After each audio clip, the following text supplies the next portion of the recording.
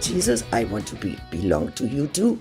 I want to be Erntehelfer, a helper for your harvest. I want to be your harvest reaping helper. This is Rock That Doesn't Roll, the story of Christian music. I'm Andrew Gill, a music journalist who grew up listening to Christian rock. And I'm Leah Payne, author of God Gave Rock and Roll to You, a history of contemporary Christian music. And I have a question for you, Leah. Have you ever seen those YouTube videos? It's this type where a vocal coach will react to an iconic performance. Oh, absolutely. Yes. I follow this one woman who does that regularly, where she'll analyze the runs that someone does or some sort of, some stylistic quirk and tell us all regular people why it's great. Yes, it's always got to be like someone who's a little obscure, but still kind of singular and iconic. Yep. And that is our guest today to a T, Nina Hagen. And I've seen a few of these videos recently with Nina. Today, we are listening to the singer Nina Hagen. This week, we are checking out Nina Hagen. Today, I'm going to react to Nina Hagen. Nina Hagen. Nina Hagen, Nature Train, Rock Palast. Nina Hagen is a German punk opera wild card who can whisper 1 second and launch into a high C the next second. These videos are of this one performance from 1979. And she's wearing this crazy pancake makeup. Her earrings appear to be pacifiers. Love it. Her singing sounds like no one you've ever heard before.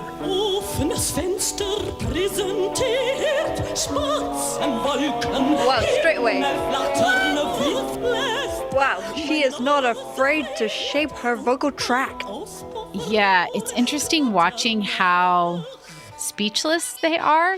They're sort of grasping for words to describe what they're experiencing. Yes. Oh my God! I was not expecting that. But not only just her voice, but her whole vibe. Oh my God, what? Do you like it? Oh my God, yes. Her voice is beautiful at the same time, but I'm just confused because what is really going on? What's really going on? I don't even know if I'm going to be able to put into words everything that is just so cool to me about this. They seem completely blown away by Nina's performance. It is weird. I mean, like Nina's delivery as well is, I think you said something about this and I totally agree. It's Bjork-esque in the way that it's just so off the wall. Yes. But somehow it makes a certain kind of sense. It's confusing, I think. There's a high degree of skill, but a low degree of conformity. Yes, low degree of conformity. It's also, I would say, because, big fans of Rock That Doesn't Roll know that I'm a huge musical theater person. It's very theatrical. Yes. It's very avant-garde. It's, I don't know, punk in the fundamental sense of the word. Yeah, for sure. So if our listeners are familiar with Nina Hagen, it's probably because they came across some of these videos that it came out in the past year or two. But if you were paying attention in the 1980s, she popped up in the press sometimes in places like Late Night with David Letterman. I said you had pink hair, and you had the pink hair here on the album. Obviously, you're not wearing pink hair tonight. No, I just come from Greece and from Spain, and I wanted to look more Greek and more Spanish because we just shot a video down there for Spirit in the Sky, the old hippie Norman Greenbaum hit from the 60s. So you changed your hair for that purpose? Now, I always do you mind if I touch this? The hair part? It's this is not yours, is it? No. And she would usually just seem kind of like an alien who is not doing a very good job at blending in with the humans. It's like she forgot to incorporate limitations when she took on human form. But it wasn't just her performance style and look that baffled audiences. Throughout her career, Nina has had a habit of talking about Jesus and really seemed to break the brains of some of her interviewers. So we're back with Nina. Now, we started talking about religion before. I don't know if you really want to talk about that. When you want to talk about religion, you should talk about religion. When you think you have to say something about religion, you should always say something about religion. When we interviewed Nina recently, she had the same free spirit and openness that you see in these videos. Yeah, and it was a great conversation. When we were done talking with her, it was clear that she is more directly connected to the Christian music industry today than at any other point in her career, like a direct connection, an active participant in it. I mean, we only booked this interview because she's a huge Larry Norman fan. And then the name of your podcast, which is a song of Larry Norman. Shout out to Larry Norman's son, Mike Norman. Yes, thank you, Mike. But even though she was formally baptized in 2009, most of her career was before that point. Right. I think she's been a Christian artist for her entire career. So today on the show, we're going to attempt to make the case for Nina Hagen being one of the most integrated, authentic, and liberated Christian popular music artists of all time. It's going to be a wild ride involving UFOs, the Sex Pistols, LSD, Giorgio Moroder, and the Red Hot Chili Peppers.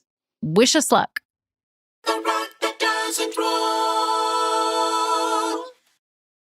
This show is supported by Blue Land.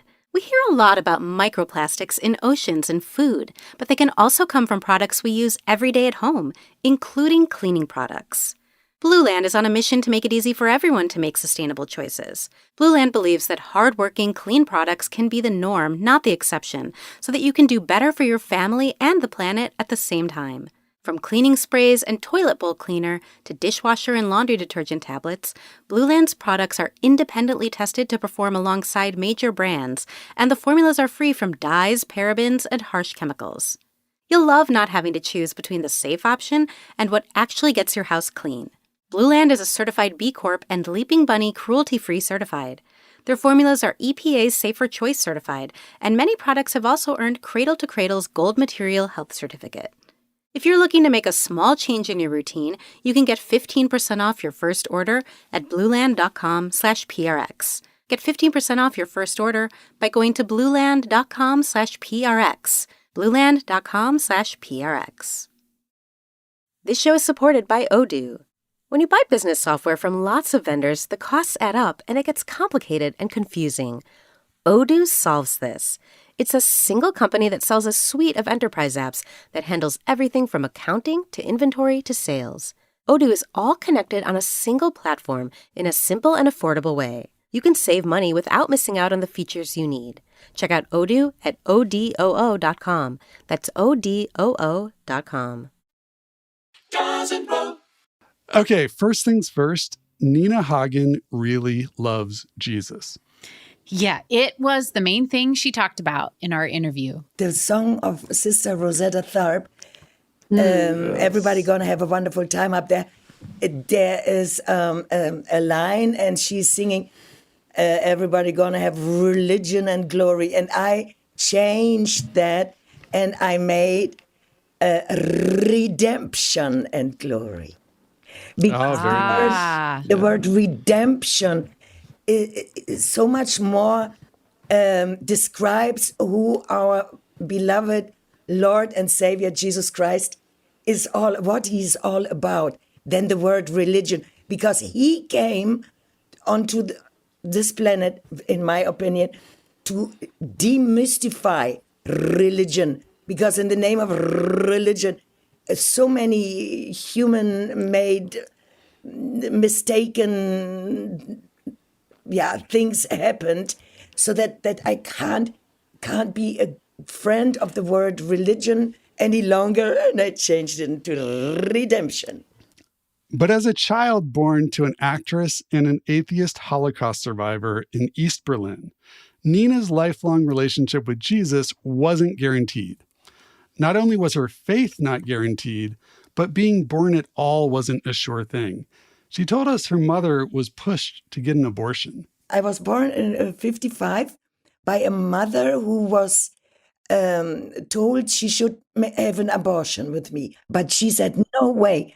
The pastor in her childhood told her that every life, every child has a special call from God. Everybody is a unique, desperately wanted member of God's family. So my mom was showing everybody the long nose and said, no way, nothing and nobody can take away the fruit in my belly. And so I was born to an atheist father who survived the Holocaust. He was Jewish and he was an author and a scriptwriter. And he was one of the most wonderful daddies in the world. And my mom was a young actress and she went to West Berlin before the wall was built up. And she brought home many vinyl albums, including Mahalia Jackson singing the gospel, including Porgy and Bess with Ella Fitzgerald and Louis Armstrong and more. And so I came across gospel music from the very early childhood. And I was so amazed at the Inbrunst, I don't know the word in English, amazing singers sang those love songs to God. And so then I discovered Mahalia Jackson on our color TV. I think my parents, because they were artists, they made quite a good amount of money. So we were one of the first families with a color TV. And there I discovered Mahalia Jackson in action one fine day in this colored American movie called The Imitation of Life, where Mahalia sang her Trouble of the World in this movie. My trouble of this world, oh, my trouble in this world, Lord, my trouble in this world, Lord, how sooner will be done. Nina's real non-imitation life revolved around her mother's acting jobs. She told us about how her mother's role in My Fair Lady led to discovering her own multi-octave voice. I was part of many, many evenings where she got ready in their dressing room and makeup and wig and all the singers around her in the other dressing rooms. They were oiling their voices. They were singing to make the voice more warm. And those were opera singers, people from the chorus line and stuff. So I heard how they were singing and I asked them, how do you do that? They showed me and they said, well, it's like a toilet flush. You have to produce the la, and then you flush down and ro, and then you come up with the vibrato. And so it made sense and I did it. And suddenly I found myself being an alto, fantastic opera voice came out of me. This was around the ages of 9 and 10. She was getting master classes in vocal technique in her mother's dressing room. But on Sunday mornings, she was learning about what would turn out to be another big influence on her life by exploring her neighborhood with a friend. They found a place that also recalled that Mahalia Jackson movie, but in real life. When I was a little child, at the corner of my street, there was a new apostolic church. And really? Yes. And many Westerners came to visit every Sunday over the border and for the worship, the Sunday worship service. And me and my little girlfriend from downstairs, we went there because it was so full of well-dressed people, beautifully dressed people. They were all dressed like as if they go into an opera. They also had some chocolate from West Berlin or some really good tasting candies. We were so excited to be part of that. And my father was, of course, looking for me. I was missing because I was in this church. My parents slept long on Sunday mornings. So I explained to him when I came out, and he finally found me without calling the police, and where he was so happy to receive me back in his arms. So I said to him, hey, Daddy, don't worry. There is a clown in there, and he's climbing up a balcony, and he's making funny movements and funny faces, and he's telling funny stories. And everybody is like happy, and they even have chocolate and candies. So this was my first coming together with Christians. And of course, for me, this was fabulous. It was like heaven on earth, with a funny man climbing on a balcony and proclaiming the word of God, which is also sweet because everything tasted so sweet. And the people were sweet, and the vibrations were fantastic. And it was something in this world, but not of this world. I loved it. Yeah. That sounds just fitting because, your mother worked with Bertolt Brecht, who was one of these guys who broke the fourth wall in theater, right? He was so going to a church and having a clown climb the balcony would have seemed, okay, this fits with like mom's plays that she's been doing. Right. And when I was just a little older, but I was still in my early teenage years, I was from the age of 11 until 10 years later when I left East Germany, I was a regular visitor of the Bertolt Brecht Theater in East Berlin. And I was watching all his theater pieces, all the Kurt Weill, Bertolt Brecht co-written songs and theater plays. And this was basically my artistic entertainment school. For those who don't know, Bertolt Brecht was a transformational figure in theater. He died when Nina was just a year old, but his legacy in East Berlin had a huge influence on her. He developed the idea of epic theater, which didn't try to please the audience, but make them feel so uncomfortable that they would hopefully change society. While Nina is very confident in Brecht's deep down love of Jesus, but not organized religion, this is a point scholars debate all the time. His first play, completed at the age of 15, was called The Bible, and there are Christian themes and imagery in many of his plays. But there's a lot of critique of religion in his work. This is where I discovered the cabaret, political cabaret with twist to criticize religion, but in a way that Bertolt Brecht was holding the word of God, holding the biblical truths of Christian values. He was holding up high, sky high, but the religion as it is practiced by religious institutions like, I don't want to drop names here. So they got criticized in a cabaretistic way. Brecht was closely associated with Marxism.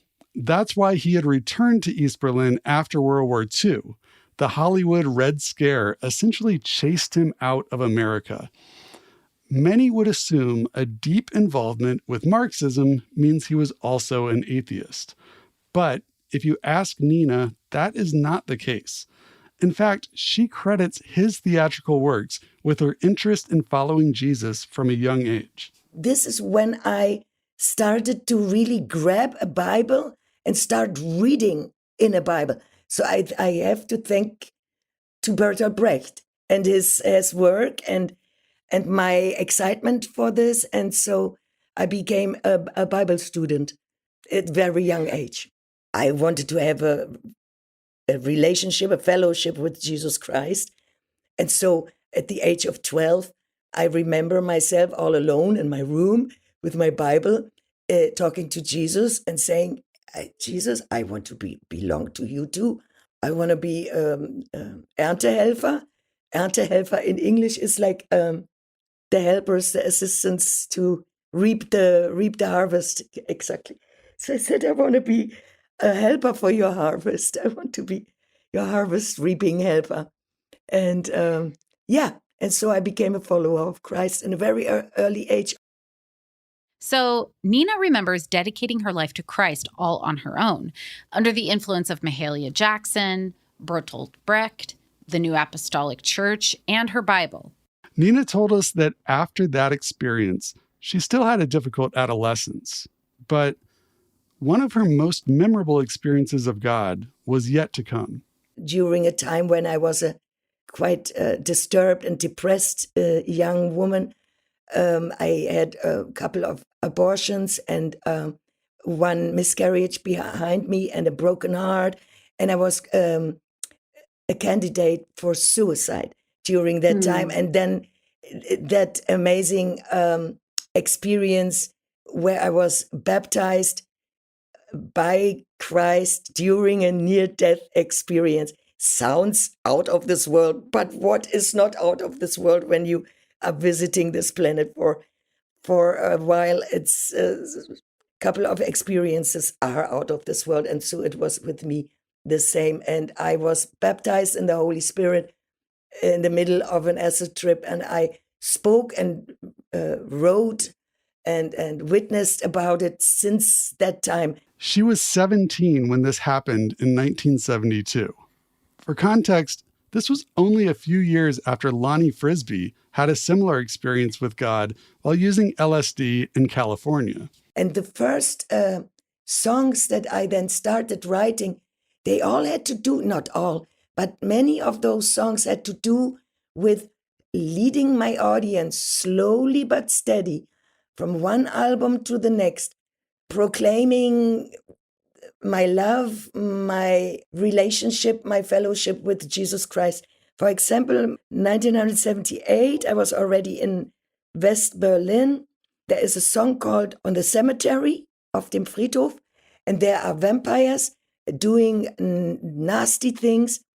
It's horrible, and I get scared, and I'm calling Jesus, and I in the lyrics, and I say, Jesus, I need your help. Here's Nina. I don't want to die. Jesus, here's Nina. And so the devil comes in the lyrics. It says, the devil comes and he is whispering in our ears and he is proclaiming that God is dead. The Lord is gone. God is dead. The Lord is gone.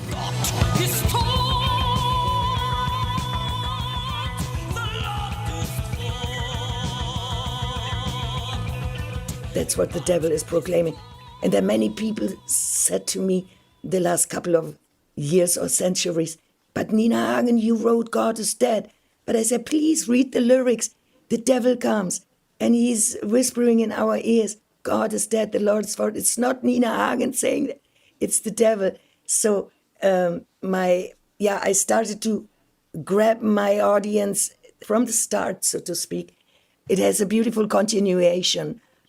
Me proclaiming Zugehörigkeit zu Jesus Christus, that I belong to Jesus, that I'm a property of Jesus, as Sinead O'Connor once upon a time so beautifully proclaimed.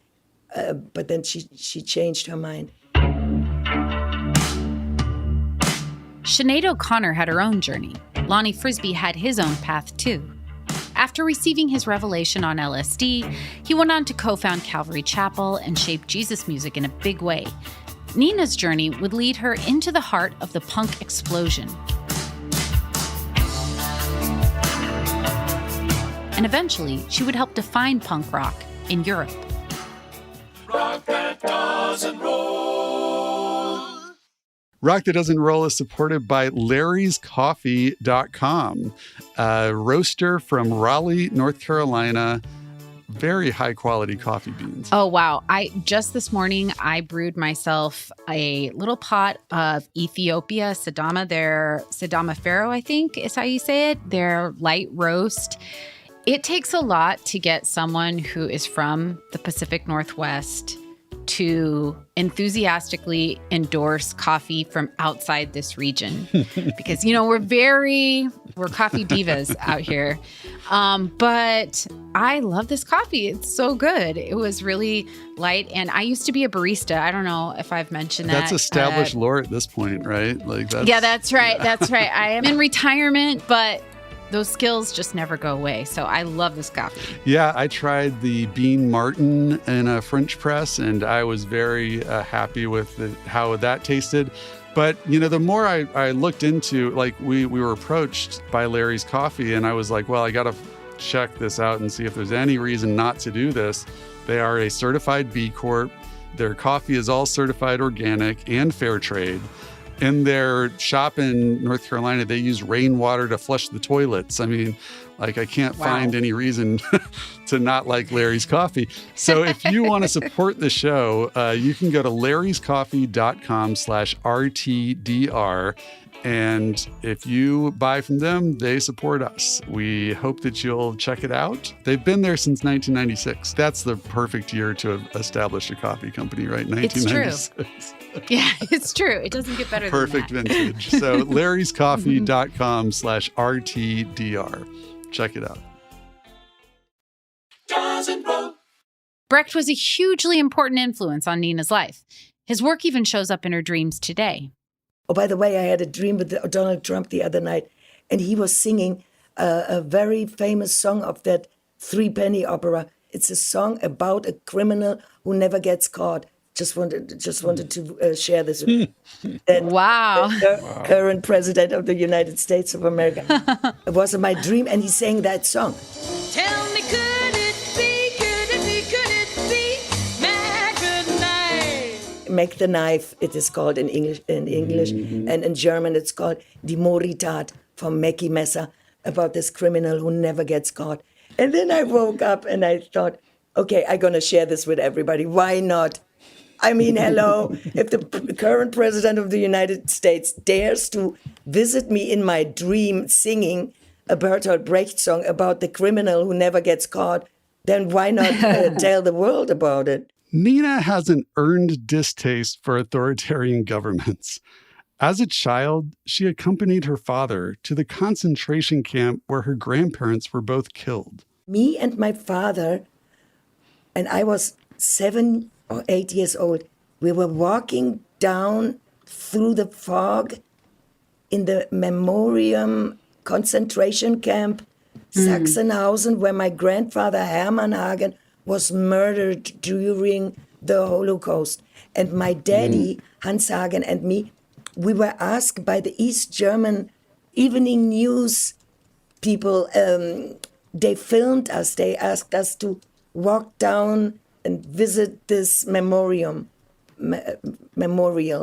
And we had flowers, and we laid down flowers, and I wrote something in the guest book. I'm a little anti-fascist from my childhood, because my father was a victim of torture during the Nazi, the Hitler fascism, and he was a survivor of the Holocaust. And so you can see where my political strength and how I became who I am. She also still remembers the heavy-handed surveillance practiced in East Berlin. We had like blue scarves around our necks. We had to make a hand movement above our head, and we had to scream when the teacher was screaming, "Be ready!" We had to say, "Always ready!" and put the hand over the head, like the Hitler youth, you know? Yeah, But this time just a socialistic youth. So this was normal for me. In school, the teacher was using mean tricks to find out who was watching West television last night. And she asked the children, so when you see at 7 o'clock in the evening, when Sandman is coming, what clock do you see? Do you see the clock with the dots? Or do you see the clock with the lines? And then this one poor little girl said, well, we always see the clock with the lines, my mom. So they knew we watching the West Sandman. Which is why it's not surprising that her first hit single was a subtle dig at life behind the Iron Curtain. We had to always pretend we were like strong socialists, which we weren't really.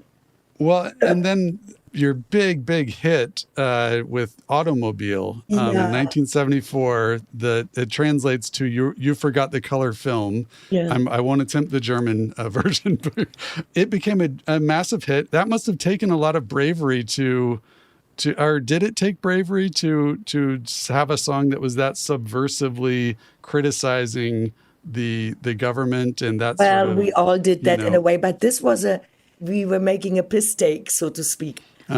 Normal Schlager music, and make a funny lyrical situation, telling a story of a girl who was upset that her lover was not photographing her in color, but only in black and white. And so she was, singing the whole song that she's not amused by this treatment.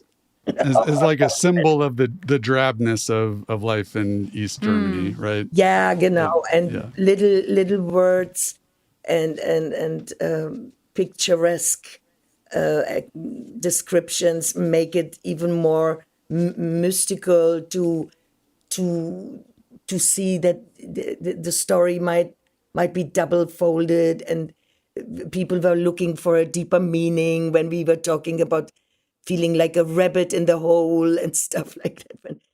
By some estimates, 40% of East Germans knew the lyrics of this song. Angela Merkel had it played when she left office in 2021. Which makes it unsurprising that the powers that be in East Berlin allowed Nina to leave East Germany just a couple years later. I came out of East Germany and I signed with a big record label in Frankfurt in West Germany.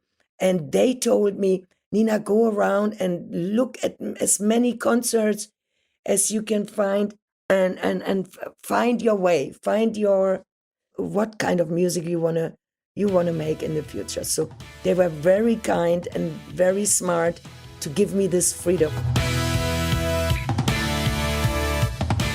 Which leads us to a pivotal moment when Nina ends up in London, right as punk rock is starting to upset everything.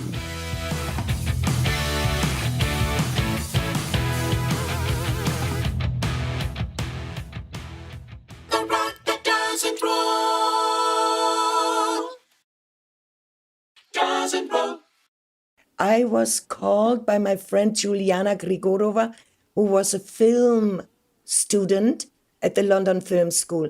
I knew her from East Germany. I went there because I was supposed to play the main part, the leading role in her movie, The Go Blue Girl. And there I met her colleague, the film student Julian Temple, who made a film about the Sex Pistols.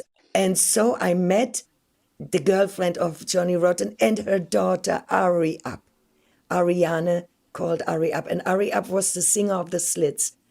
Yeah, and it was a punk revolution. There, when the Slits and me walked down the street, everybody was looking at them, of course. And Ari Up, for me, was the most beautiful, the most special sister, girlfriend ever. I mean, nothing and nobody could ever top this. And she was so special and so talented. And we even wrote songs together.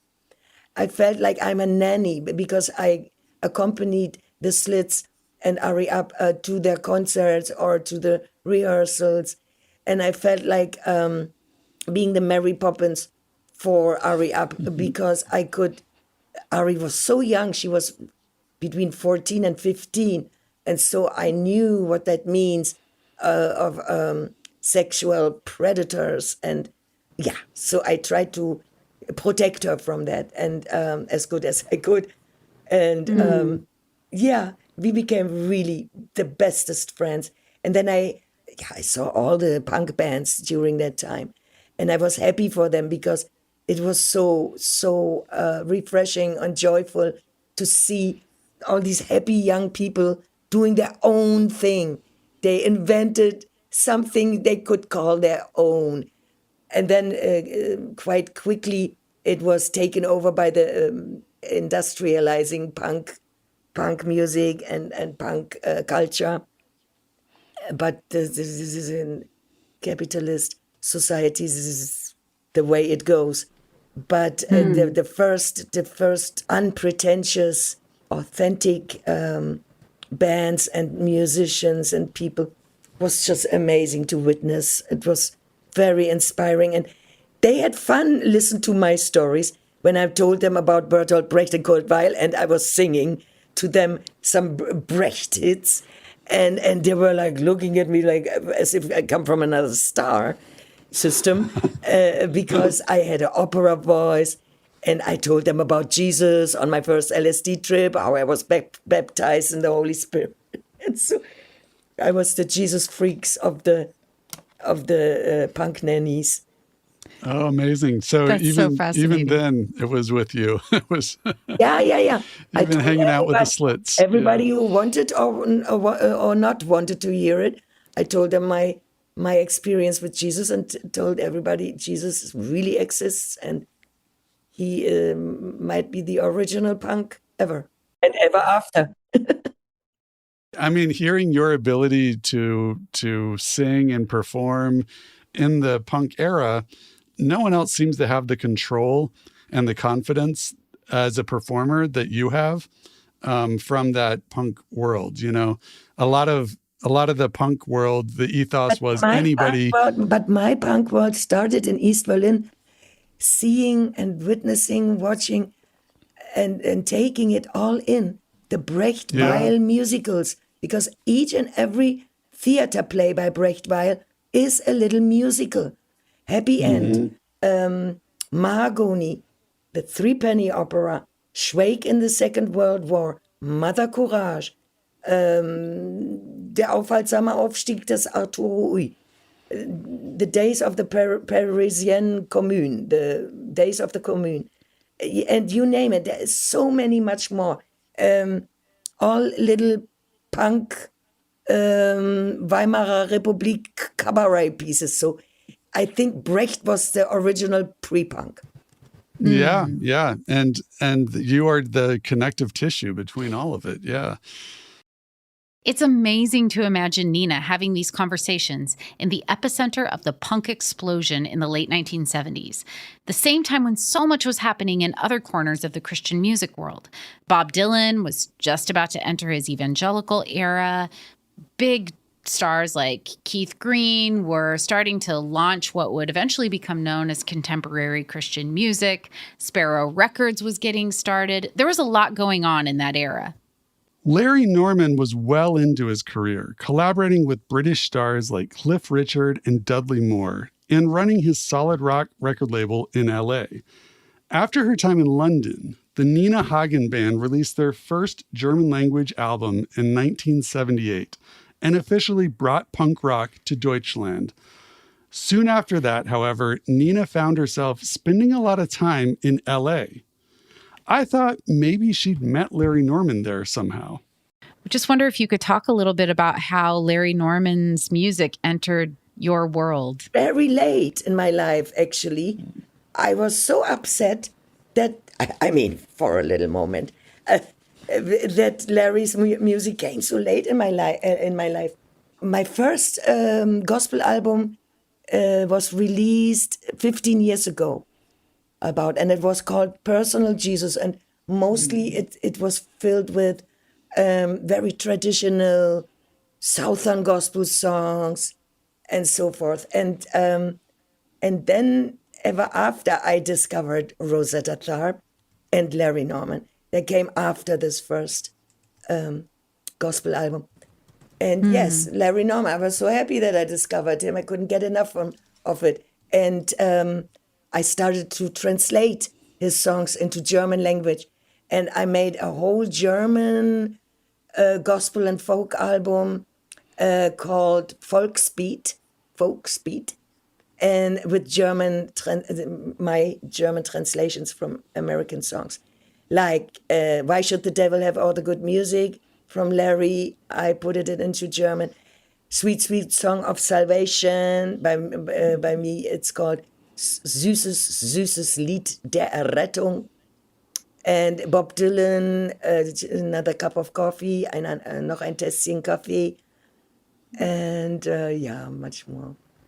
It's so interesting that you didn't find his music until later, because you and him had such kind of parallel experience. Like, obviously, yours is singular. He did not live in East Germany or anything like that. But as far as your music being sort of confounding people, your music sort of like was too free for people to fully grasp in some ways, you know? Yeah, it's amazing. It's amazing. I have later on recorded 2 more songs of Larry in English original. And now, then finally I got together with Larry Norman's brother, Charles Norman. Yes, we had him on the show. Yes. Yeah, fabulous. Yeah. And Charles is a genius when it comes down to producing music and being a musician. And I'm so happy and so excited that he's the producer of my upcoming album. I hope it will come out this Christmas. And my newest album, Highway to Heaven, my newest gospel album, has just been out a couple of weeks, or maybe 2 weeks. And it's very fresh, but I can already announce my excitement for my upcoming album, which is the working title is Paradise Lane. Because Highway to Heaven to Paradise Lane. Yeah, I lived with my children. We lived on Paradise Lane in Topanga Canyons once upon a time. And I just wrote a song with all sorts of names of roads and mountains and hills and valleys, which the word paradise in front of it. Yeah, I'm so happy that I got to know and be part of the wonderful sister brotherhood of the Norman family, the Larry Norman, Larry Charles Michael Norman family. Yeah. And and expect great things, please. Well, boy, you may have passed Larry on the sidewalk in LA at some point. Oh my God, yes. And Charles told me that they have been at an open air concert in the 80s, seeing me there. And I was so upset for a moment that they didn't come backstage or that they didn't make some noise so I could meet Larry Norman. And I never met him.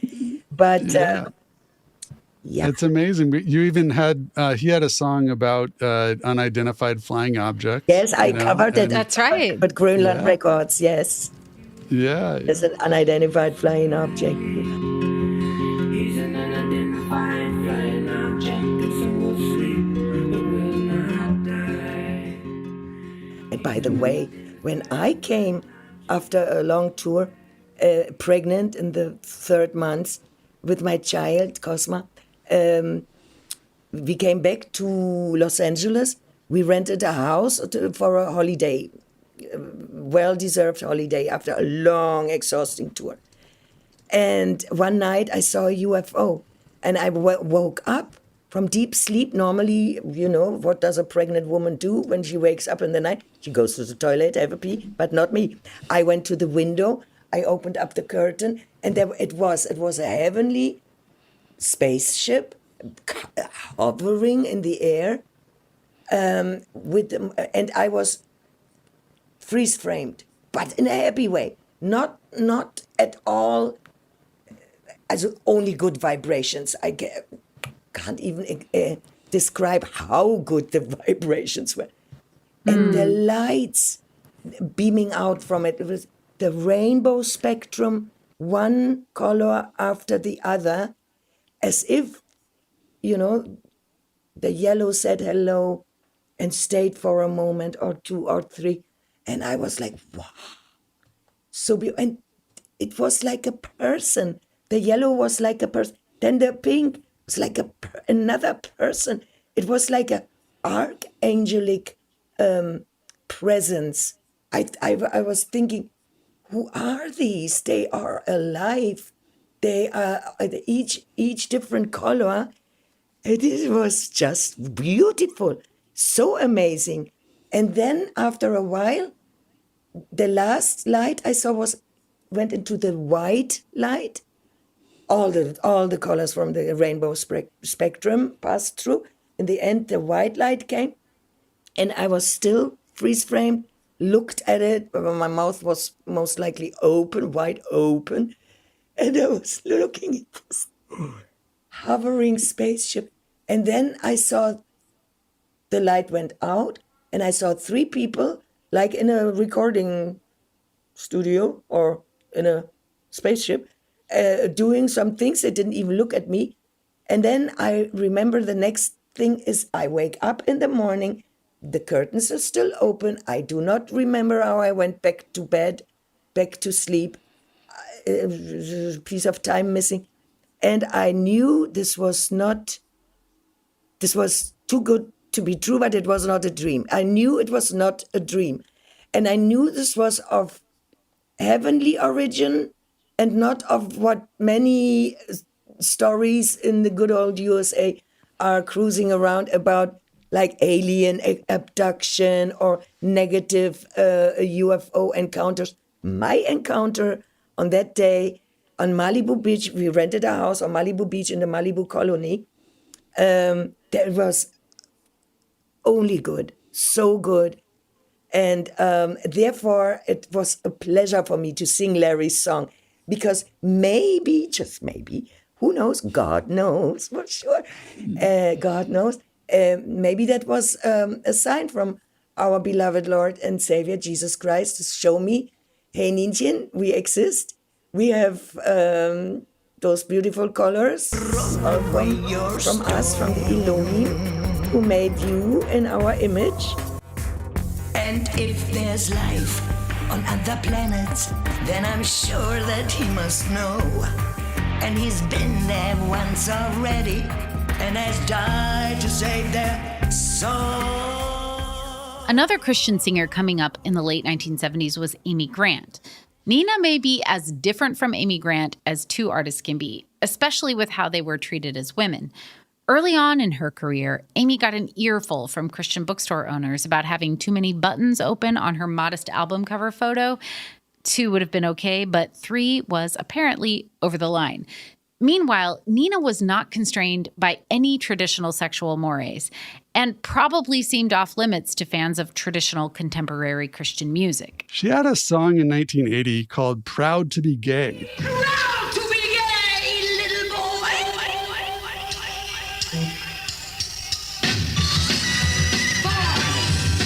There was a famous incident where Nina got a little bit too explicit about female pleasure on a German talk show, and the host got fired.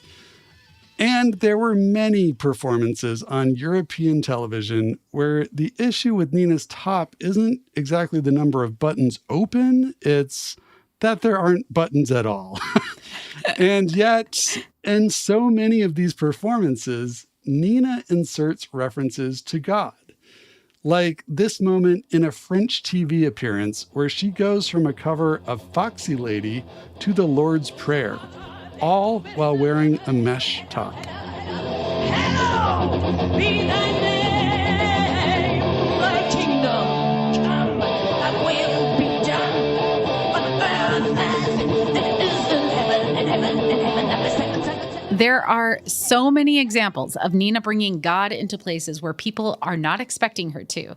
Like in 1985, when she covered Spirit in the Sky at the Rock in Rio concert. She carried a cross around the stage above her head, and it seems like people just don't know quite what to make of it.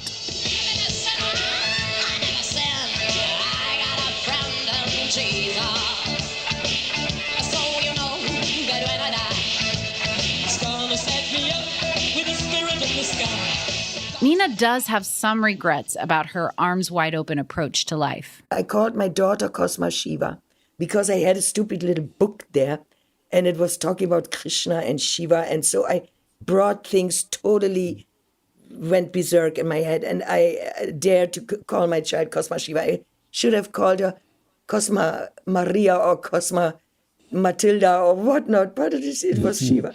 And then I came across a guru in India who claimed that he had no father and no mother, and that he made himself a body because he is to be worshipped like God because he's from God, just like Jesus, and we have to bow down and follow his instructions. And so I checked it out. I said, okay, Jesus, I go there. I check it out. I'm your 007. I will check it out. I will tell them that I already have a master. I must not bow down to the guru, thingy-pingy. But of course, I did also bow down to him. A couple of years later, I distanced myself from those lying false gods, false pretenders. And it was, of course, not the case, because this false guru, he claimed that he's working on the liberation of mankind together hand in hand with Jesus Christ. And for a while, I wanted to believe that. But I found out, no. Jesus would never punish his people. Jesus would never make people work all day and bow down in front of him all the time. And when I started grabbing my Bible and looking into it, I got a shock, because, oh my God, I started doing all the things wrong that you can do wrong, which the Bible is warning us against, not to fall for those false messiahs. But maybe I had to do this, because in my autobiography, Confessions, which soon will be finally translated for the first time into English language and published in America as well, hopefully, you will read all about it, and then in a better way than my broken English. She also told us that she regrets smoking so many cigarettes and not caring for her voice better. She's no longer able to sing in so many octaves. I have sang so many concerts, shows, one after the other. The voice changes. I was also a heavy smoker in my past. I laid it all down on the cross. I am so sorry that I did this to my body. Yeah, but I have been forgiven by God, and I'm free at last.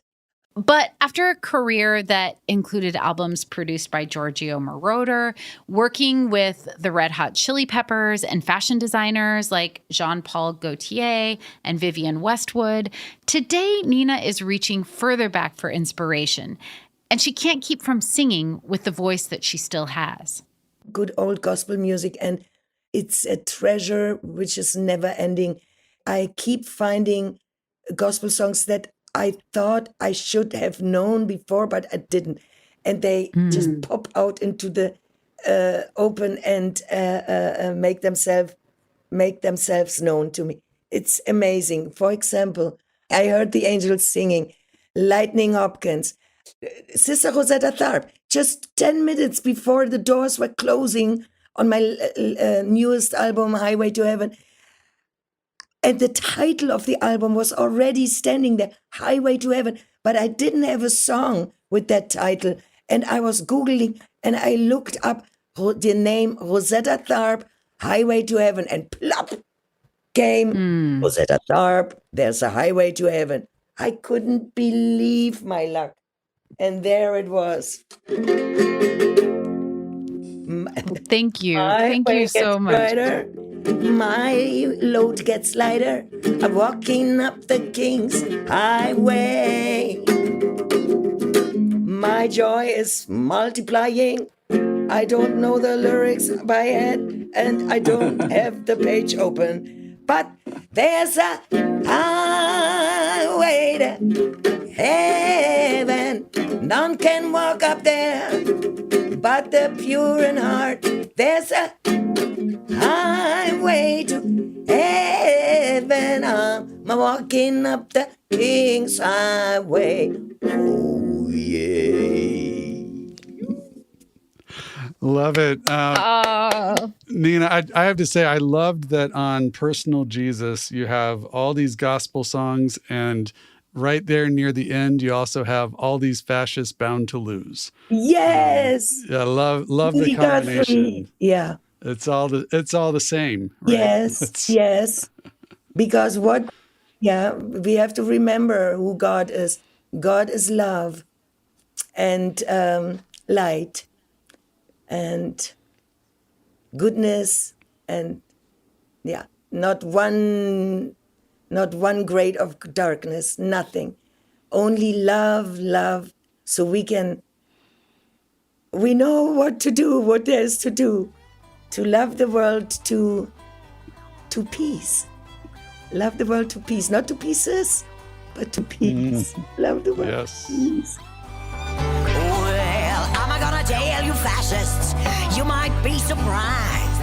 People in this world are getting organized. he's just bound to lose.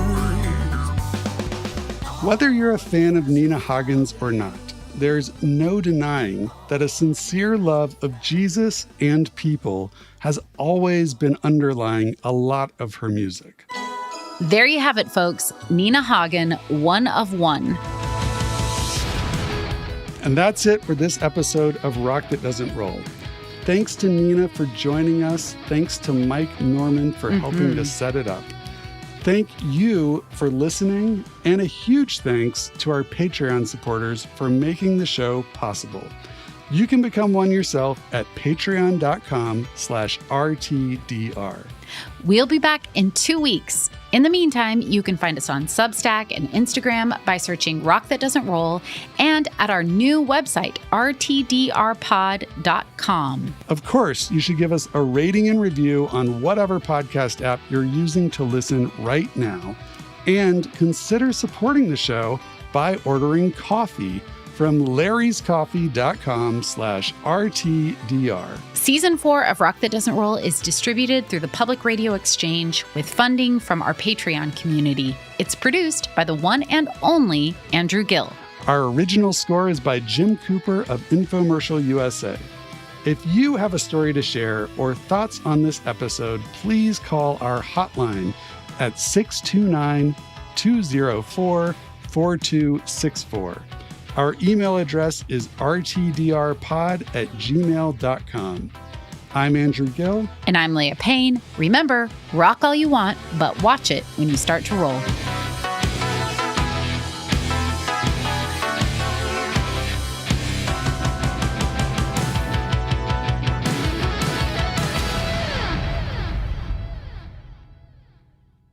Marauder.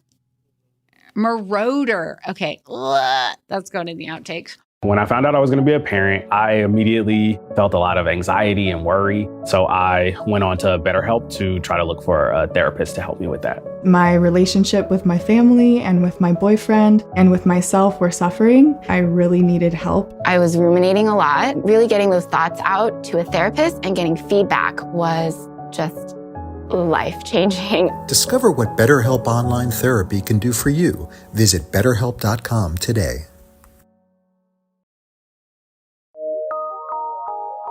From PRX.